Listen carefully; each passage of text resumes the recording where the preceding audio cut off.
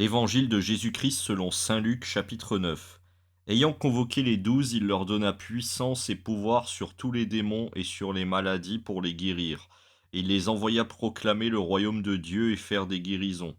Il leur dit, ne prenez rien pour la route, ni bâton, ni besace, ni pain, ni argent. N'ayez pas non plus chacun deux tuniques. En quelque maison que vous entriez, demeurez-y et partez de là. Quant à ceux qui ne vous accueilleront pas, sortez de cette ville et secouez la poussière de vos pieds en témoignage contre eux. Étant partis, ils passaient de village en village, annonçant la bonne nouvelle et faisant partout des guérisons. Hérode le tétrarque apprit tout ce qui se passait. Il était fort perplexe, car certains disaient c'est Jean qui est ressuscité d'entre les morts. Certains c'est Élie qui est réapparu. D'autres c'est un des anciens prophètes qui est ressuscité. Mais Hérode dit, Jean, moi je l'ai fait décapiter. Quel est-il donc celui dont j'entends dire de telles choses? Et il cherchait à le voir. À leur tour, les apôtres lui racontèrent tout ce qu'ils avaient fait. Les prenant alors avec lui, il se retira à l'écart vers une ville appelée Bethsaïde. Mais les foules, ayant compris, partirent à sa suite. Il leur fit bon accueil, leur parla du royaume de Dieu, et rendit la santé à ceux qui avaient besoin de guérison.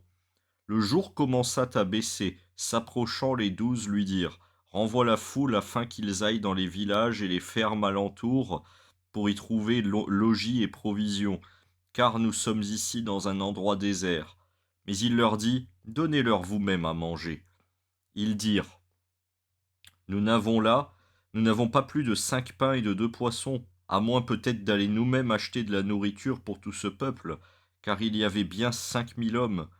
Mais il dit à ses disciples, faites-les s'étendre par groupes d'une cinquantaine. Ils agirent ainsi et les firent tous s'étendre. Prenant alors les 5 pains et les 2 poissons, il leva les yeux au ciel, les bénit, les rompit, et il les donna à ses disciples pour les servir à la foule. Ils mangèrent et furent tous rassasiés, et ce qu'ils avaient eu de reste fut emporté 12 couffins de morceaux. Et il advint, comme il était à prier seul, n'ayant avec lui que les disciples, qu'il les interrogea en disant, qui suis-je au dire des foules?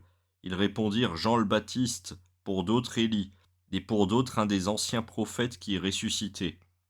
Mais pour vous, leur dit-il, qui suis-je? Pierre répondit, le Christ de Dieu. Mais il leur enjoignit et prescrivit de ne le dire à personne. Le Fils de l'homme, dit-il, doit souffrir beaucoup, être rejeté par les anciens, les grands prêtres et les scribes, être tué et le troisième jour ressuscité.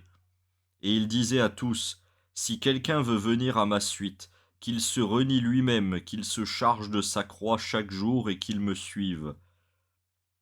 Qui veut en effet sauver sa vie la perdra, mais qui perdra sa vie à cause de moi, celui-là celui-là la sauvera.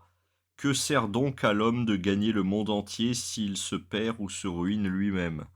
Car celui qui aura rougi de moi et de mes paroles, de celui-là le Fils de l'homme rougira lorsqu'il viendra dans sa gloire et dans celle du Père et des saints anges.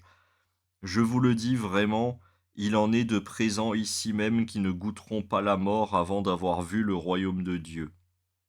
Or il advint environ 8 jours après ces paroles que, prenant avec lui Pierre, Jean et Jacques, il gravit la montagne pour prier. Et il advint, comme il priait, que l'aspect de son visage devint autre, et son vêtement d'une blancheur fulgurante. Et voici que 2 hommes s'entretenaient avec lui, c'étaient Moïse et Élie, qui, apparus en gloire, parlaient de son départ qu'il allait accomplir à Jérusalem. Pierre et ses compagnons étaient accablés de sommeil. S'étant bien réveillés, ils virent sa gloire et les 2 hommes qui se tenaient avec lui. Et il advint, comme ceux-ci se séparaient de lui, que Pierre dit à Jésus, Maître, il est heureux que nous soyons ici. Faisons donc 3 tentes, une pour toi, une pour Moïse et une pour Élie.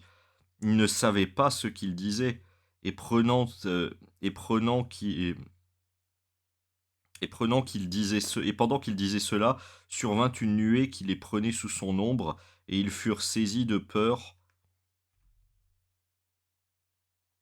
en entrant dans la nuée, et une voix partit de la nuée qui disait: Celui-ci est mon fils, l'élu, écoutez-le.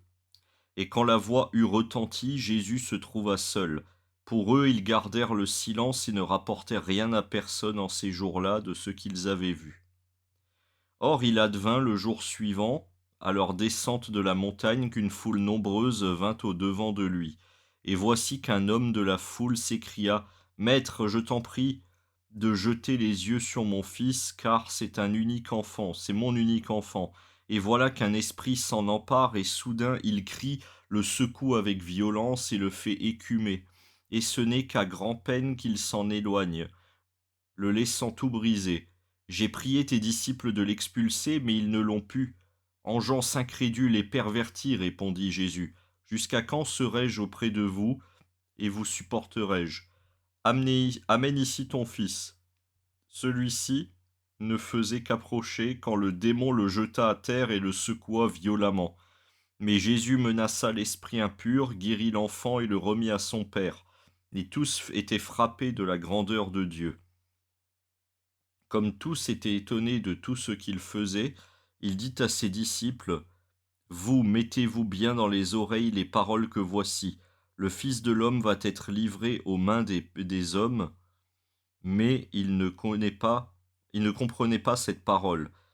Elle leur demeurait voilée pour qu'ils n'en saisissent pas le sens, et ils craignaient de l'interroger sur cette parole. Une pensée leur vint à l'esprit. Qui pouvait bien être le plus grand d'entre eux? Mais Jésus, sachant ce qui se discutait dans leur cœur, prit un petit enfant, le plaça auprès de lui et leur dit: Quiconque accueille ce petit enfant à cause de mon nom, c'est moi qui l'accueille. Et quiconque m'accueille, accueille celui qui m'a envoyé. Car celui qui est le plus petit parmi vous tous, c'est celui-là qui est le plus grand. Jean prit la parole et dit: Maître, nous avons vu quelqu'un expulser des démons en ton nom et nous voulions l'empêcher, parce qu'il ne te suit pas avec nous. Mais Jésus lui dit: Ne l'en empêchez pas, car qui n'est pas contre vous est pour vous. Or il advint, comme s'accomplissait le temps où il devait être enlevé, qu'il prit résolument le chemin de Jérusalem, et envoya des messagers en avant de lui. S'étant mis en route, ils entrèrent dans un village samaritain pour tout lui préparer. Mais on ne le reçut pas parce qu'il faisait route vers Jérusalem. Ce que voyant les disciples Jacques et Jean dirent: Seigneur, veux-tu que nous ordonnions au feu de descendre du ciel et de les consumer? Mais se retournant, il les réprimanda, et ils se mirent en route pour un autre village.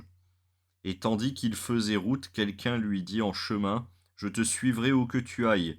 Jésus lui dit: Les renards ont des tanières, et les oiseaux du ciel ont des nids. Le Fils de l'homme, lui, n'a pas où reposer la tête.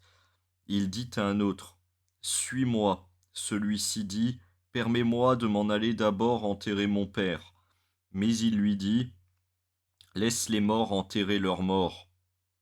Pour toi, va-t'en annoncer le royaume de Dieu.